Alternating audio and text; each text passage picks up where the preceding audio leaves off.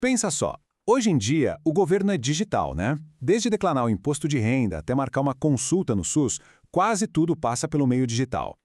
E isso levanta uma questão super importante. Como é que a gente protege todos esses dados? Nesta análise, a gente vai mergulhar no que é um framework de segurança e por que ele é hoje absolutamente essencial para proteger não só o Estado, mas a privacidade de cada um de nós. Para a gente entender a urgência do assunto, vale a pena voltar um pouquinho no tempo, lá para 2013. O caso do Edward Snowden foi um verdadeiro alerta. Mostrou com todas as letras que o Brasil era um alvo claro de espionagem digital.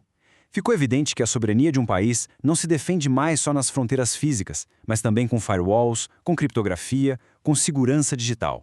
Bom, o nosso roteiro aqui é bem direto. Primeiro, a gente vai entender o tamanho do desafio. Depois, por que precisamos de um plano e quais são os pilares desse plano. Aí a gente conecta tudo com as leis, como a LGPD, e termina pensando no caminho a seguir. Vamos lá? Então, para começar, vamos dimensionar o desafio que as instituições públicas encaram. E não é pouca coisa, não.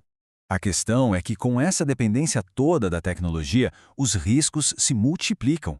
E a gente não está falando de um único tipo de ameaça, sabe? É um cenário complexo, com vários atores. Tem espionagem entre países, o crime organizado querendo lucrar e até ativistas usando a rede para fazer protesto. E todos eles estão de olho exatamente nos dados e nos sistemas que fazem os serviços públicos funcionarem. E no cenário desses, ficar só reagindo, apagando incêndio, não funciona. É preciso ter uma estratégia, é preciso ter um plano bem estruturado. E aqui vem a pergunta que todo gestor público deveria se fazer, né? Por que, afinal, colocar dinheiro, tempo e gente para cuidar de segurança da informação? A resposta, olha, vai muito além de só evitar um ataque. A resposta está aqui, nos benefícios. Um bom framework de segurança não é só um escudo, ele é a base para construir confiança. Quando as pessoas sentem que seus dados estão seguros, elas usam mais os serviços digitais. E para o governo isso significa o quê? Mais eficiência, metas que saem do papel e, o mais importante, uma gestão muito mais madura para lidar com os riscos do nosso tempo. Tá, mas o que é exatamente esse tal de framework? Pensa nele como se fosse a planta de um prédio super seguro.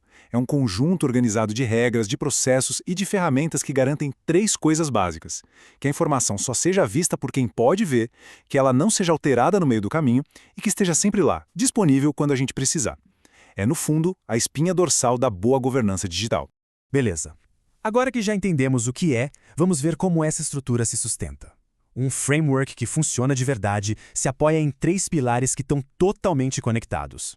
O mais interessante aqui é como isso quebra aquele mito de que segurança é só comprar tecnologia. Não é. O primeiro pilar são as pessoas, treinar todo mundo, criar uma cultura de segurança. O segundo são os processos, ter regras claras, saber como agir se algo der errado. E só aí, como terceiro pilar, vem a tecnologia, com as ferramentas, a criptografia, o monitoramento. Sem os dois primeiros, a melhor tecnologia do mundo não adianta nada.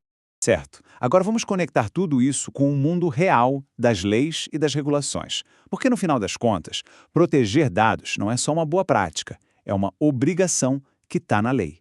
E esse é o ponto central. Um framework de segurança não é uma ideia abstrata que vive isolada. Ele é, na verdade, a ferramenta prática que permite que as instituições públicas cumpram suas obrigações legais, protegendo tanto a gente quanto elas mesmas. E a principal dessas obrigações, claro, é a LGPD, a Lei Geral de Proteção de Dados. É ela que dita as regras do jogo sobre como os dados pessoais devem ser tratados, coletados, usados, guardados. E vale lembrar, isso se aplica 100% aos órgãos públicos.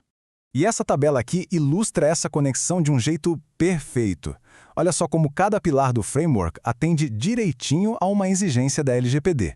O treinamento das pessoas ajuda a garantir a proteção dos dados. Os processos para lidar com incidentes cumprem aquela obrigação de comunicar falhas. E a tecnologia, como a criptografia, materializa as medidas técnicas que a lei exige. Uma peça se encaixa na outra. E a boa notícia é que ninguém precisa começar do zero, reinventando a roda. Já existem padrões internacionais, como as normas ISO, que são como um manual de boas práticas. Elas dão um roteiro, um caminho já testado e aprovado no mundo todo para gerenciar segurança, privacidade e conformidade de um jeito integrado e eficiente. Para fechar, vamos olhar para o futuro. A gente já entendeu o porquê e o como, mas e na prática? Como tirar isso do papel e quais são os desafios pelo caminho? E a gente sabe que essa jornada não é simples. O setor público esbarra em obstáculos bem reais. Orçamento apertado, a burocracia das licitações, sistemas muito antigos que são difíceis de proteger e, claro, a falta de profissionais qualificados no mercado. Reconhecer esses desafios já é o primeiro passo para conseguir superar eles. E essa citação resume perfeitamente a virada de chave que precisa acontecer. Segurança e privacidade não podem ser só um projeto lá da turma da TI. Isso tem que ser um compromisso de toda a instituição, começando lá de cima, da alta gestão. É isso que, no fim, vai garantir a confiança de todo mundo no Estado. E a gente termina com essa reflexão. A tecnologia é a ferramenta, mas o objetivo é muito maior. Como é que a gente pode ir além dos firewalls e da criptografia para transformar a segurança digital num pilar de verdade, que sustenta a confiança entre as pessoas e o Estado? Essa é a grande questão que fica para todos nós.